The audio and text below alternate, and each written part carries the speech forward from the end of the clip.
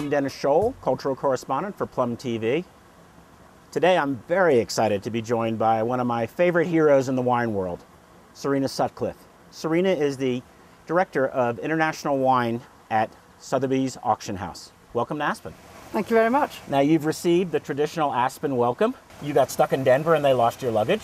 I sure did. And well, that's how we invite people to come to Aspen. Exactly. So I'm really excited to have this chance to talk to you. I've been a fan for so long. You are an author of numerous books. You have been honored all over the world for your contributions to the wine industry.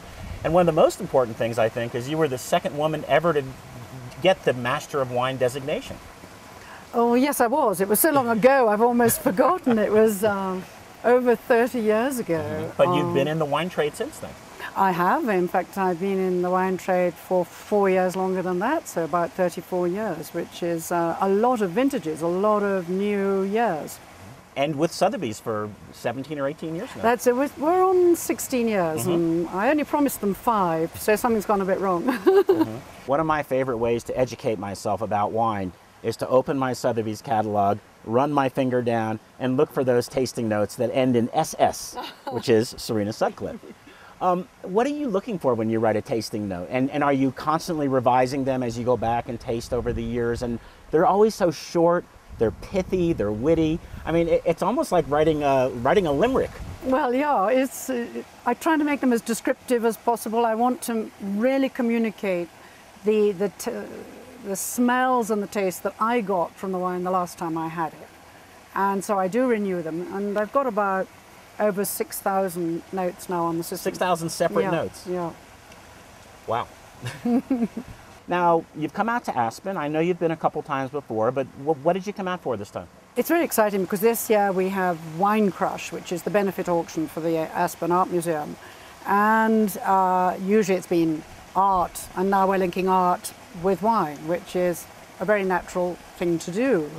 A lot of art collectors are also wine collectors. So it was logical to have a fantastic wine dinner. And Sotheby's is the primary sponsor of this year's Aspen Art Museum Art Crush and Wine Crush. Yes, we're very, very pleased to be the sponsor this year because it's such a centre for particularly contemporary art, for what's happening at the moment. And in fact, the greatest correlation between art lovers and wine is actually the contemporary art collectors. Yeah, yeah. Now, I have a theory about the wine auctions, and that is that I believe that it's one of the last great values left for individual collectors. Because when I go to a wine sale, I see wholesalers, I see restaurateurs, and I see individual collectors all sitting in the audience with their paddles competing on an equal level. That doesn't happen in a lot of the other disciplines. Do you think that's accurate? I think that's really observant of you. It's very much a level playing field. It's very democratic, the auction scene. Anyone can come and anyone can bid. And you do see in America, I think, a lot more confidence perhaps than maybe in England, particularly amongst the sommeliers who come and bid, whereas in London they usually use an intermediary. And private people, certainly in this country, they absolutely know what they want and they're just as good as the professionals. Now, what about you and your personal drinking? If you have the favorite desert island wine, if you're stranded on the desert island, what is it that you'd have a case of with you? Without a doubt, desert island, it would be champagne, if I had a refrigerator, because there's nothing worse than warm champagne. But I find that champagne gives me a psychological lift, quite apart from the taste, which I adore. But otherwise, I have a very open mind. I suppose I drink much more French wine than anything else, but if it's good, I love it. I don't have a closed frontier mind. I couldn't let you go without reading this quote. It's my favorite Serena Sutcliffe quote.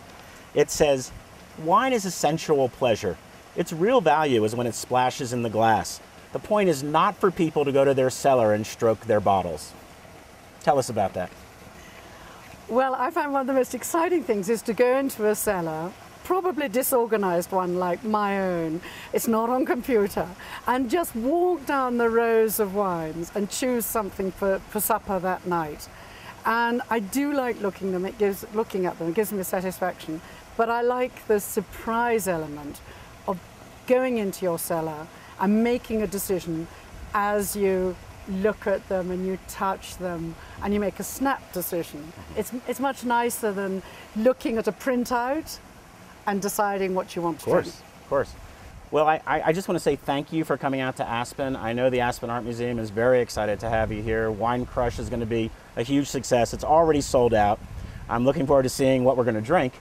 And I want to thank you again for coming to Plum TV. We appreciate it. Thank you very much. I'm Dennis Scholl for Plum TV.